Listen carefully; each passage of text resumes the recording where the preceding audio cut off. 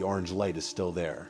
I know that because every once in a while when sleep refuses to come, I drive back to the edge of my hometown and stop where the cracked asphalt gives way to weeds. The abandoned baseball field sits exactly where it always has, swallowed by towering pines and silence. Time has taken almost everything else. The old elementary school collapsed years ago. The bleachers have rusted into jagged skeletons. The backstop leans like an old man too tired to stand, but the lamp remains. Every night it spills the same dull orange glow across the empty field, as though it has been patiently waiting for someone who never came home. Or, perhaps, someone who never truly left. Most people in town say Johnny disappeared.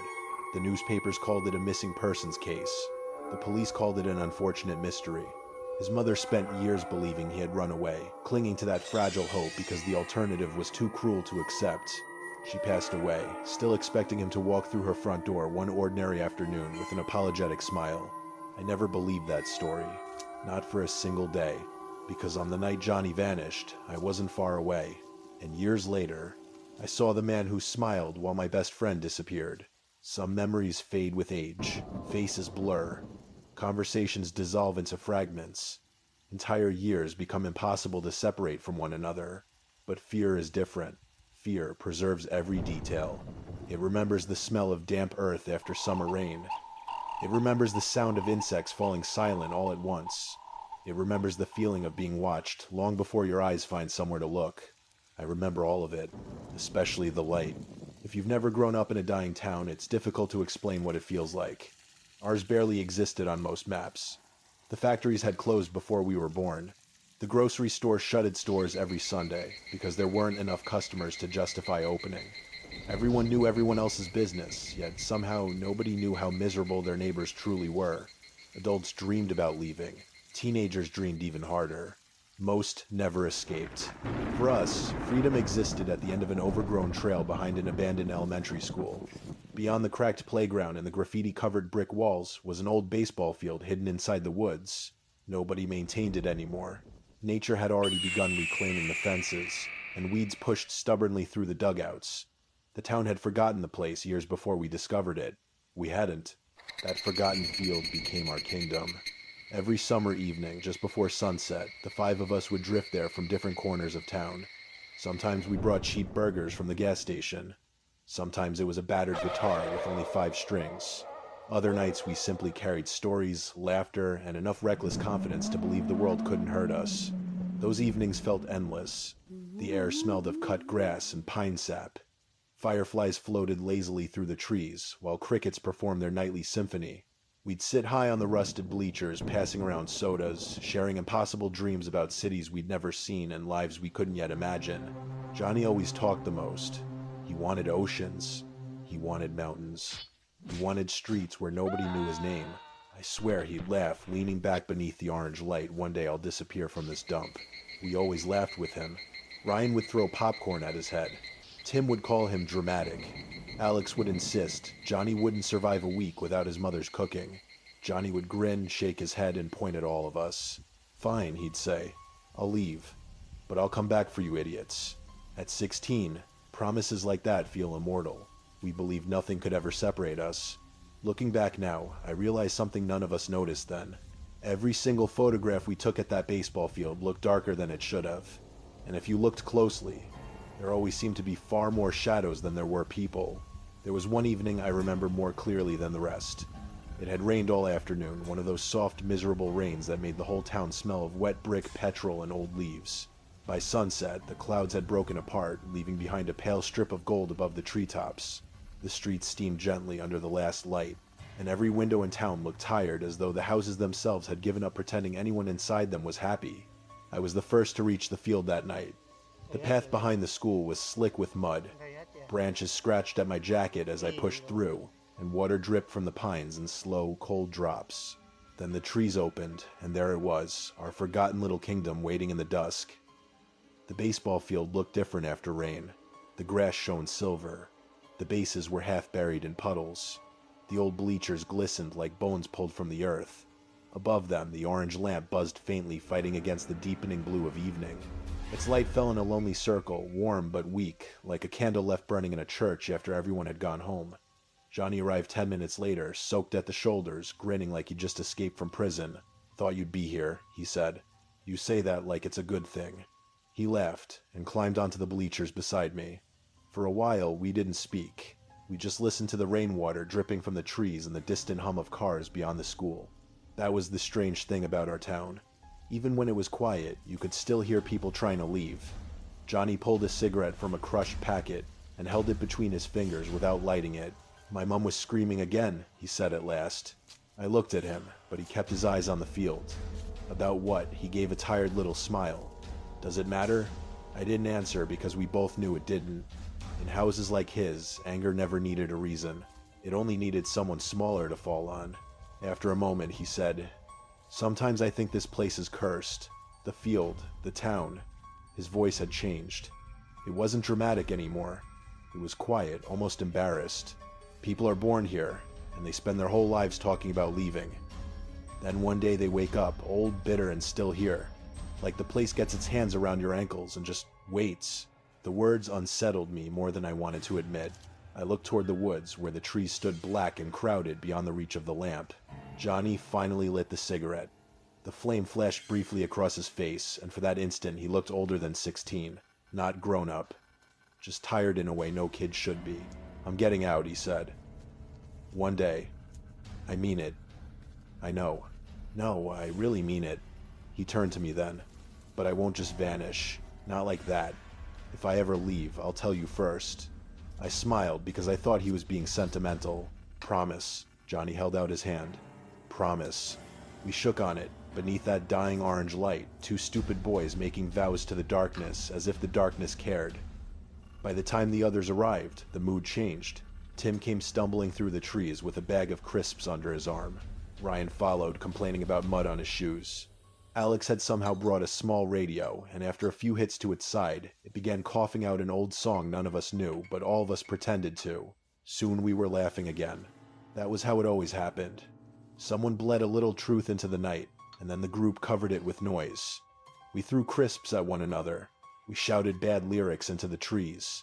Johnny danced on the wet grass with his cigarette between his teeth, spinning under the orange light like a boy daring the world to break him. And for a few minutes, I believed it couldn't. Then the radio died. Not faded. Not crackled. Died. 1 second there was music thin and cheerful. The next, nothing. We all stopped laughing at the same time. From somewhere deep in the woods came the sharp snap of a branch. Tim swore under his breath. Ryan called out, "Who's there?" No answer came. Only the sound of water dripping from the trees. Johnny laughed first, but it was too loud. Probably a deer. "Deer don't stand still after snapping branches," Alex whispered. That was when I noticed something beyond the lamp's orange circle. A shape between the trees. Tall. Still. Watching. I blinked, and it was gone. I told myself it had only been a trunk, a shadow, a trick of wet leaves and nervous eyes. But as we packed up later and walked back through the muddy path, I felt the forest pressing close around us. Just before we reached the school, Johnny touched my shoulder. "You saw it too, didn't you?" I looked at him. For once, he wasn't smiling. For a long moment, neither of us said anything. Johnny's hand remained on my shoulder light, but trembling, and in the darkness ahead, the abandoned school waited for us with its broken windows and black empty classrooms. Behind us, the baseball field was already disappearing between the trees, swallowed once more by rain shadow and that sickly orange glow. "You saw it too, didn't you?" he whispered again. I wanted to lie. There are moments in childhood when a lie feels kinder than the truth. Not because it protects anyone, but because speaking the truth aloud gives it a shape. It makes the thing real. And whatever had stood among those trees, whatever had watched us without moving, I did not want it to become real. So I forced a laugh. Saw what Johnny stared at me. The rainwater on his hair caught the faint light from the old schoolyard. And for a second his face looked pale and strange, almost older. The grin he usually wore was gone. There was only fear there now, naked and bitter. "Don't do that," he said. I swallowed. Behind us, somewhere deep along the trail, a branch cracked again. This time neither of us turned around. We walked faster. By the time we reached the parking lot, Tim, Ryan, and Alex were already arguing beside Ryan's battered car. Tim was accusing Alex of killing the radio. Alex insisted the batteries were fine. Ryan was laughing too loudly, the way people do when they are trying to prove they are not afraid. Johnny said nothing to them. He only climbed into the passenger seat and stared at the trees until we drove away. After that night, things changed. Not all at once. Fear rarely announces itself with a thunderclap. More often it enters quietly, sits down beside you, and waits until you forget what life felt like before it arrived. At first we made jokes about it. Tim called the shape in the trees our biggest fan. Ryan said maybe the woods were haunted by some old groundskeeper who hated bad music. Alex, who never liked admitting he was scared of anything, claimed it had probably been a deer standing on its back legs, which made so little sense that even he laughed while saying it. Johnny didn't laugh. He still came to the field, but he came later than usual and left before the rest of us. Sometimes I caught him looking toward the woods with an expression I could not read. Not fear exactly, not curiosity either. It was closer to recognition, as if some part of him had been waiting for that shadow long before the rest of us saw it. One evening about a week later, I found him alone on the bleachers. The sun had already fallen behind the pines, and the sky above the field had turned the color of old steel. The orange lamp buzzed overhead, throwing its weak circle of light over Johnny's face. He had a notebook open on his knees, but when I climbed up beside him, he closed it quickly. "What's that?" I asked. "Nothing. You write poetry now." He smiled faintly. "Wouldn't you like that, only if it's terrible?" For a moment, the old Johnny returned. The one who could turn any conversation into a joke, who made despair seem temporary, who walked through our miserable little town as if he had secret music playing somewhere inside him. Then his smile faded. "My mom called the police on me yesterday," he said. I looked at him. "Why, said I stole money from her purse." "Did you?" "No." I believed him immediately. Johnny did plenty of stupid things, but stealing from his mother was not one of them. Not because she deserved his loyalty, but because he hated giving her reasons to punish him. "They came to the house," he continued. "2 officers. Same ones as last time. They looked through my room like I was some criminal." His voice stayed calm, but his hands were clenched so tightly around the notebook that the cover bent beneath his fingers. "I'm sorry," I said. He shrugged, but the gesture looked exhausted. "I kept thinking about this place," he said. "While they were going through my stuff, I kept thinking that if I could just get here, they couldn't touch me." He looked out over the field. "That's stupid, isn't it?" "No," I said, and I meant it. That field had become more than a place to waste summer nights. It was the only corner of the world that belonged to us. The rest of town had rules, parents, police, gossip, locked doors, unpaid bills, and adults with tired eyes. But here beneath the orange lamp, we could almost pretend we were free. Almost. Johnny opened the notebook again and tore out a page. "What are you doing?" He folded the paper once, then twice, and slid it between 2 rusted boards beneath the bleacher seat. "If I ever actually leave," he said, "I'll put a note there." I tried to smile. "You planning your dramatic escape already? I'm serious." The wind moved through the trees, soft and cold. Johnny looked at me then, and there was something in his expression that made my chest tighten. "If I disappear without telling you," he said, "then I didn't leave." I stared at him. "What's that supposed to mean?" "It means exactly what it sounds like." Before I could answer, voices came from the trail. Tim, Ryan, and Alex emerged from the woods carrying snacks and laughing about something Tim had done at the gas station. The moment broke. Johnny leaned back, lit a cigarette, and became himself again so quickly that I almost wondered whether I had imagined the whole conversation. But that night, after everyone else was distracted, I reached under the bleacher and touched the folded page. I didn't take it. I wish I had. The next few weeks passed in the strange golden blur that only summer can create. We gathered at the field almost every night. We talked about leaving town, about girls, about music, about nothing at all. Sometimes Johnny was loud and reckless, dancing in the grass or climbing the fence just to prove he could. Other times he went quiet and watched the woods. The feeling of being watched never left me either. It became part of the place, like the smell of damp pine or the buzzing lamp. I would be laughing at something Ryan said, and then suddenly every hair on my arms would rise. I would turn toward the trees and see only darkness gathered between the trunks. Darkness so thick it seemed to have weight. Once Alex swore he saw someone standing near the dugout. Another night Tim heard footsteps behind him on the trail, matching his pace exactly, stopping whenever he stopped. Ryan found it funny until the night his car wouldn't start, and we all heard breathing from the woods beside the parking lot. After that, nobody came to the field alone. Nobody except me. I don't know why I broke that rule. Maybe because I was young and stupid. Maybe because fear after enough time begins to feel like a dare. Or maybe some part of me wanted to prove that the field still belonged to us, that no shadow in the trees could take away the only place we had ever felt safe. It was early August when it happened. The day had been hot, airless, and cruel. By evening, the town seemed to sag beneath the heat. I remember lying on my bed with the window open, listening to distant thunder that never came close enough to break the weather. My phone buzzed. It was Johnny. "You going tonight?" I typed back. "Yeah." Ryan said around 9. A minute passed. Then Johnny replied, "I'll meet you there. Wait for me." I stared at those words longer than I should have. Wait for me. There was nothing unusual about them. Not then. Friends said things like that all the time. But memory is a vicious thing.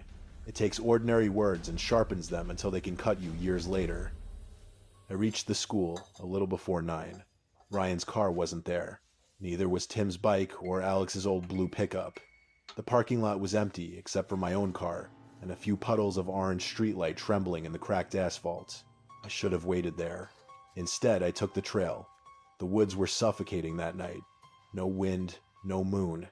Only the sound of insects screaming from every direction so loud it almost felt artificial.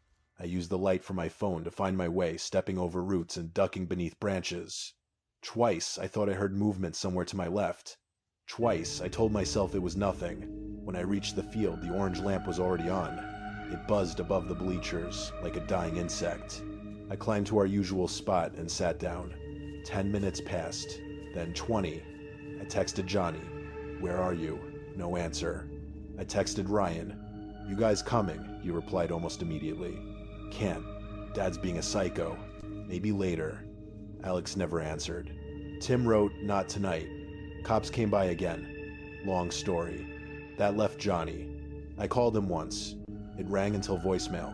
The field felt enormous around me. Every empty patch of grass seemed to be listening.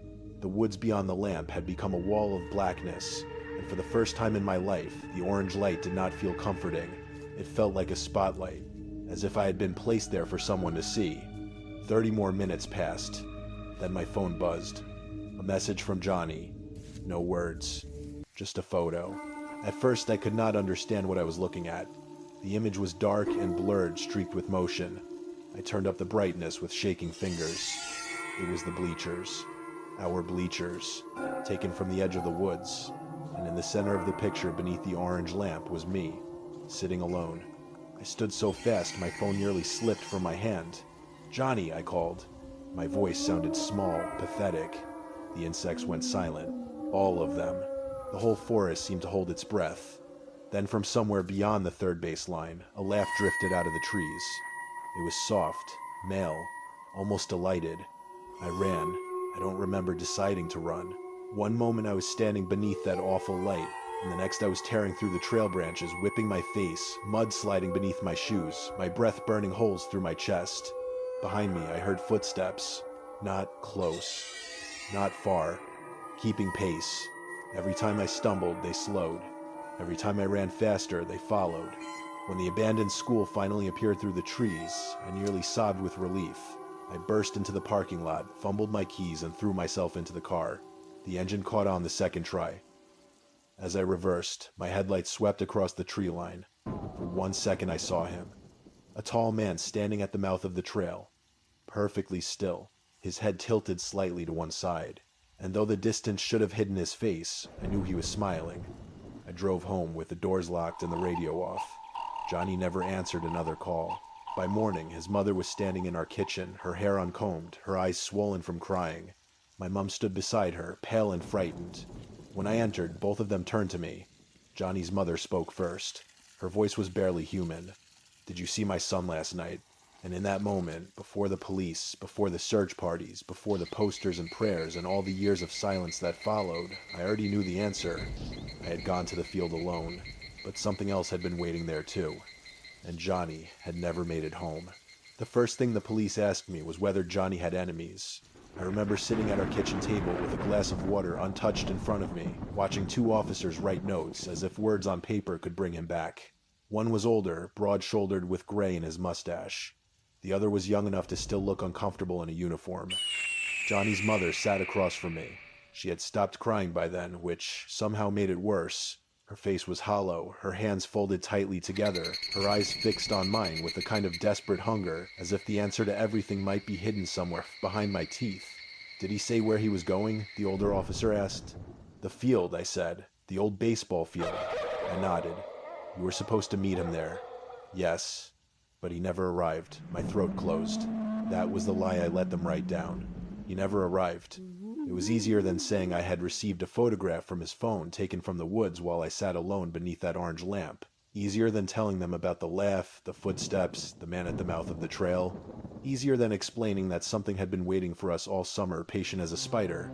Because how could I say any of that without sounding guilty or insane?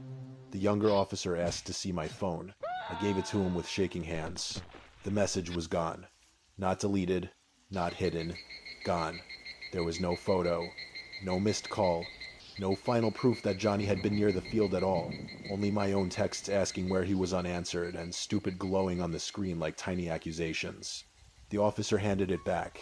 "Sometimes kids run," he said softly. Johnny's mother made a sound then. Not a sob, more like something breaking inside her. I wanted to tell them he hadn't run. I wanted to tell them about the note beneath the bleachers, about the promise, about the way Johnny had looked at me and said, "If I disappear without telling you, then I didn't leave." But I said nothing. Cowardice is rarely dramatic. Sometimes it is just silence at the wrong moment. By noon, the town knew. By evening, search parties had formed. People who had ignored Johnny his whole life suddenly cared deeply about finding him. Men with flashlights and dogs walked the trails behind the school. Teachers from our old classrooms came with thermoses of coffee. Mothers whispered prayers near the parking lot. Even the boys who used to mock Johnny for his second-hand clothes showed up looking solemn and important. Tim came with red eyes and mud on his shoes. Ryan arrived without making a joke for the first time in his life. Alex brought a backpack full of batteries, rope, and a torch bright enough to turn night into day. None of us said what we were all thinking, that the field had taken him. We searched until our voices became raw. We shouted Johnny's name into the woods until it no longer sounded like a name, only a plea thrown again and again into darkness. Johnny. The trees gave it back to us in pieces. Johnny. Johnny. Johnny. But he never answered. Near midnight, the older officer ordered everyone out of the woods. He said it was too dangerous to continue. He said they would resume in the morning with proper equipment. Adults nodded, because adults like official words. They sound like control. But there was no control there. Not in those woods. As we returned through the trail, I looked toward the bleachers. The orange lamp burned over them, steady and hateful. For one brief second, I thought I saw someone sitting in our usual spot, a figure with his elbows on his knees, his head lowered, waiting. "Johnny," I whispered. Tim heard me and followed my gaze. There was no one there, only the empty bleachers, only the light. The search continued for 6 days. They dragged the drainage ditch behind the school. They checked abandoned houses. They questioned his mother, his neighbors, his few relatives, and every one of us until our stories became worn from repetition. They brought dogs to the field twice. Both times the animals followed Johnny's scent along the trail, across the grass, and toward the edge of the woods behind third base. Then they stopped. Not lost the trail. Stopped. The dogs refused to go farther. One of them began whining so badly its handler had to carry it away. That detail never made the newspaper.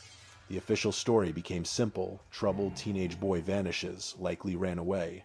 There was mention of family problems, of arguments at home, of his dreams of leaving town. Adults wrapped his disappearance in convenient explanations and tied them tight with pity. Only we knew better. A week after Johnny vanished, the 5 of us became 4, and none of us knew how to stand together anymore. Tim stopped coming to school for a while. His mother kept calling the police on him, and now every time an officer's passed, he looked as if he might be sick. Ryan tried to make jokes again, but they came out wrong, brittle, and cruel.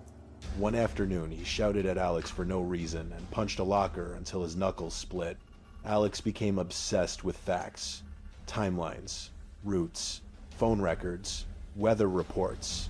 He filled pages with notes trying to build a bridge from what we knew to something that made sense. But nothing did.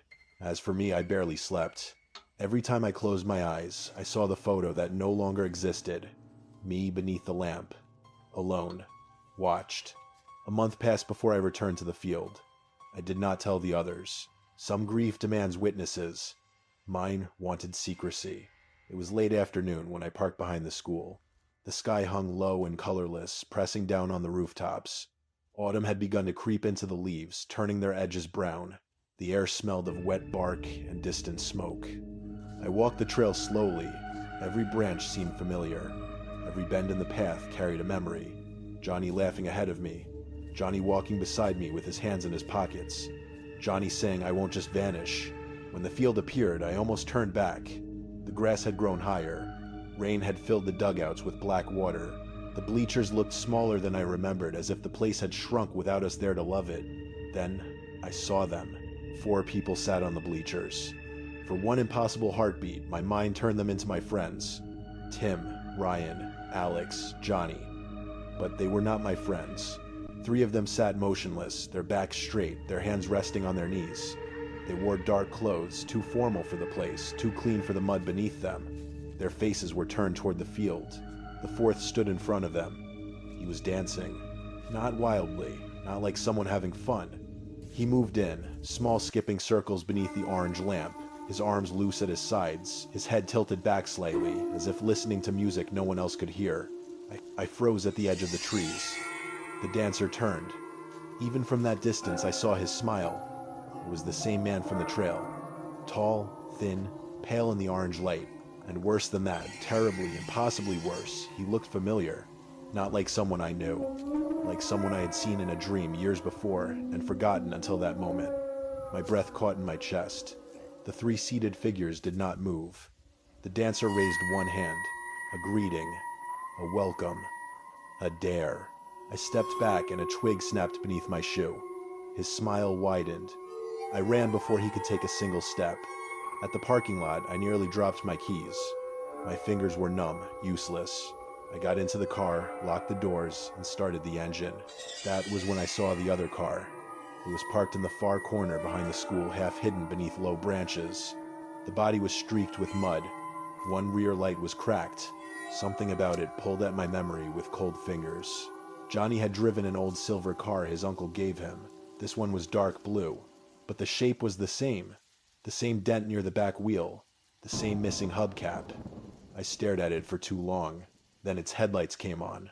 White and sudden. Blinding. I reversed so hard my tires screamed against the broken asphalt. For a second I thought the car would follow me, that the dancer would appear in the passenger seat grinning through the glass. But nothing moved. The car only watched me leave. I drove straight to Ryan's house.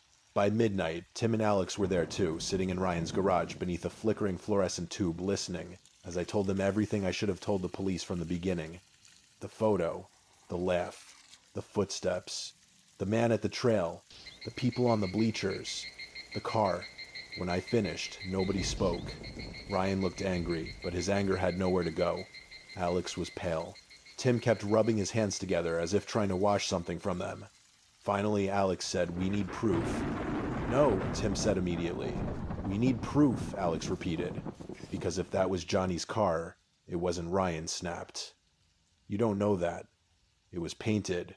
The words left my mouth before I could stop them. All 3 looked at me. I stared down at the oil-stained floor. "It had the same dent," I said. "Same hubcap missing. Maybe I'm wrong, but I don't think I am." Tim stood up so fast, his chair scraped against the concrete. "I'm not going back there." Nobody blamed him. None of us wanted to. But sometimes guilt is stronger than fear. 2 nights later, we returned. All 4 of us. Alex brought his torch. Ryan brought a baseball bat from his father's garage. Tim brought nothing but a shaking jaw and a promise that if anything looked wrong, he was leaving. The field was empty when we arrived. The orange lamp buzzed. The bleachers waited. I went straight to our old spot and crouched down, reaching between the rusted boards with trembling fingers. The folded paper was still there. Johnny's note. Damp around the edges, but intact. I unfolded it beneath Alex's light. There were only 7 words written inside. "If I'm gone, don't trust the smiling man." Behind us, from the woods beyond third base, someone began to laugh. Softly, patiently, almost kindly. And then the orange lamp went out.